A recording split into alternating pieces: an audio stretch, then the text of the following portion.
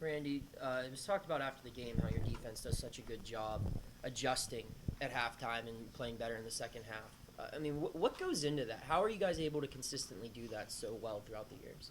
Well, I would say we do what we do, so we know when there's problems. Disappointing that we had the problems, but once we figured out what they were, we got them adjusted. The kids adjusted, and we got the problem solved for the most part. What were some of those problems that you saw? We misfit a few times, more than anything.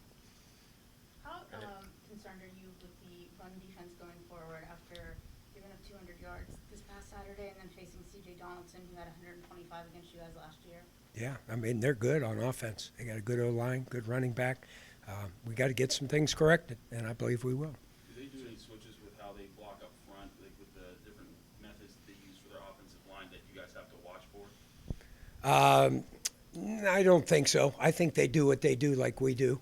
I'm sure they'll have some adjustments, some tricks. They're a three down defensive line, and we're a four, so they'll have some differences. But I think for the most part, they'll do what they do, and we do what we do. Randy, what's the challenge with their quarterback? How much is it designed, or is he just? Well, I think some of it's design, and some of it he's a tremendous athlete. I mean, he's rushed for 110 yards in a game and a half, thrown for a lot, and they run him. They don't just scramble with him. So yeah, he's a challenge.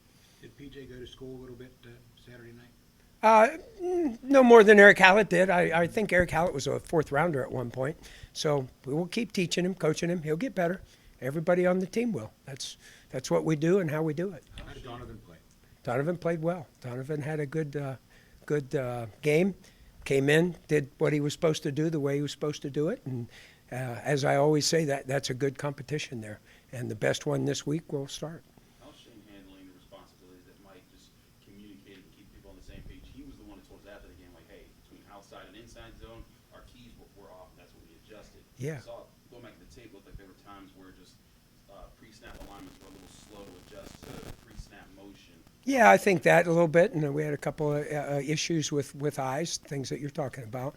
I think early in the season that stuff happens, and we're playing against a good team with a big physical back who transferred from the SEC, and so he made us pay for it early. Shane, Shane's doing good. Shane's doing good. He's an experienced guy. When we come off the field and there were issues, we figured them out real quick because he was able to explain what was going on, what the problems were.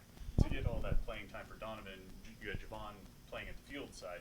Are you comfortable with him in both? I know you've talked about cross-training him even back to the spring. Sure. Yeah, you're we've doing it in a game. well, we've rotated those guys all along, and we will continue to do that as we did last year with those guys in the bowl game and during the season. So, yeah, those guys will all rotate in. Randy, a bit of a different question. Can you take me through your experience and what you were feeling when MJ intercepted that pass against West Virginia last year?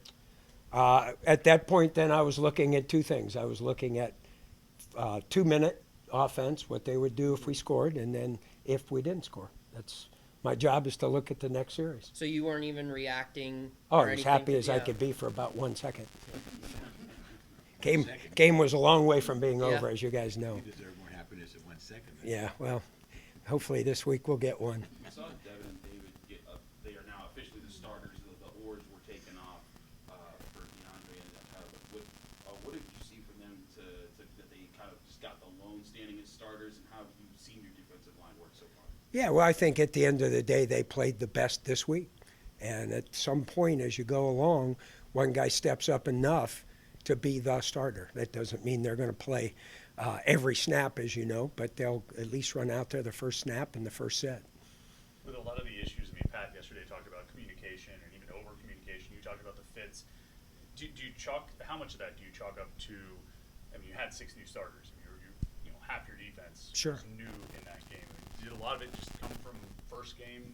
A lot usually does, and that's why we just got to keep coaching, and there's no panic. Just keep coaching, doing what we do the way we do it, and our players will be fine.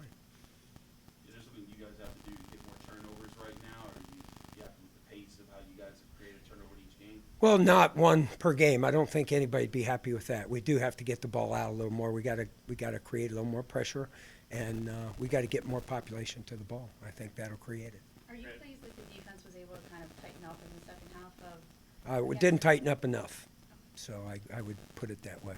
You know, if we stop them on that last set and get the ball back to the offense, maybe I'd be a little happier. Randy, how has the bounce back been from a mentality standpoint? Is it a feeling of a rivalry week this week? Oh, yeah, it is, but I think as you always do after a loss, is you got to regroup, figure out what the problems are, and get them corrected. And we had a serious practice today. What, after the two games, how did Bengali and Solomon grade in their assignments and responsibilities? They did fine. You know, I think there were plays. Both of them are still figuring parts of it out. We moved Bengali to the boundary, and Sullivan's in, and you know, Sully is also learning. So there's going to be a little learning curve every week, and I think the critical point for those, as anybody that's new out there, is how they do when they learn from their mistakes. If we learn from our mistakes, we'll be a lot better this week.